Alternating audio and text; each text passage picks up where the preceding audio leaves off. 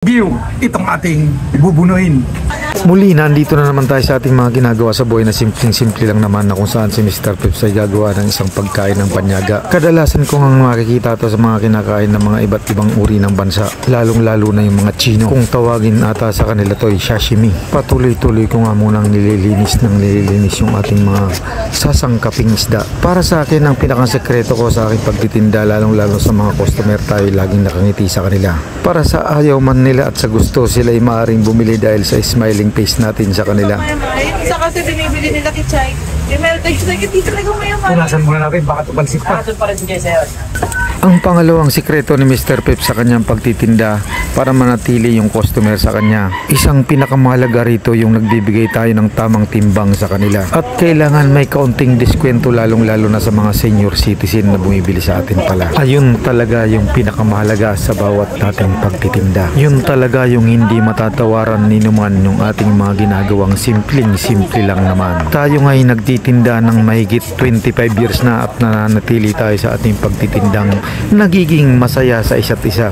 Patuloy-tuloy ko na nga ginagayat ng marahan lang naman na may kaunting kabilisan yung ating ginagawang simpleng-simple lang naman. Kaya kung sakasakaling matipukan nyo o maibigan nyo yung aking video, don't forget to like and follow and share. Para sa pagpapatuloy-tuloy kong mga ginagawa ng simpleng-simple lang naman, na yan, tinanggal ko na yung mga tinik niya.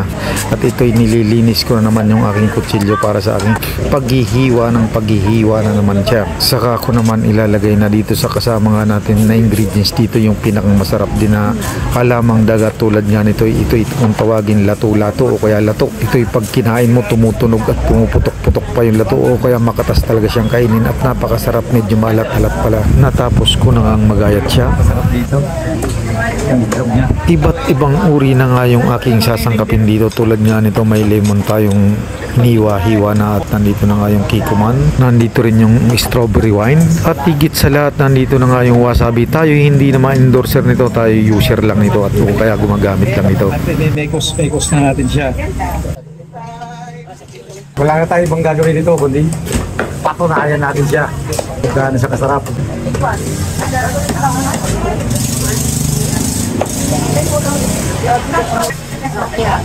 Nangungot yung wasabi sa ilong.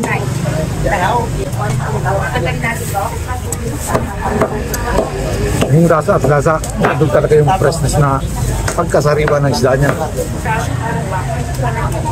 Itlog naman.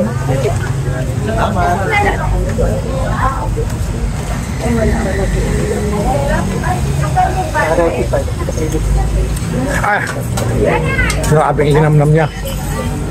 Itlog pa lang. Pampagana na. Ayun! Ayan na! Sarap dito, titikman na natin siya.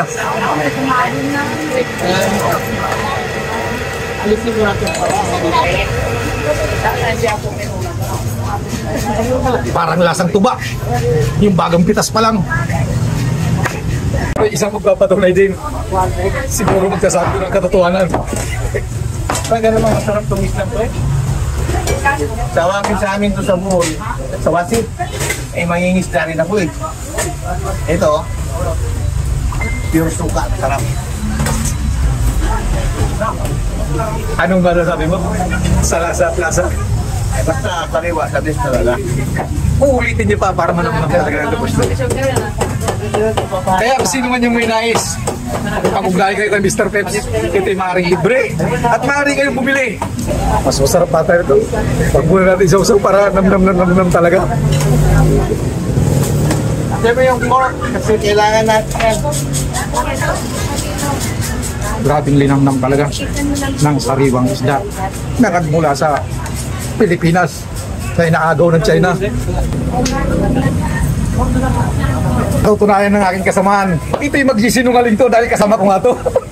Kung ano yung magiging lasa, lalong-lalo tong alak na to. Bari! Sinungaling! At yung sashimi. Cheers! Para sa tagumpay. Dapat kagin. Ulak yung bigit na si pare. Wala yung pulutan. Parang tuba talaga. Tikman mo tong ating ginawa. Ba't ka konti? Konti muna.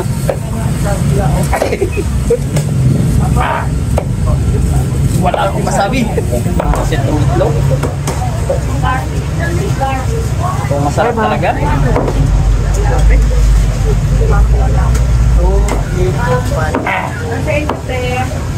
Isa dito. Okay. Tapos isang tagay para nagumpay. Ayun ang pinakamaganda rito, may pre-taste na.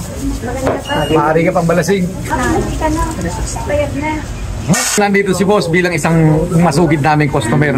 Siya titikim nitong ating pinapatikim talaga. Ay, mabibitin siya. Umirit pa. Thank you very much.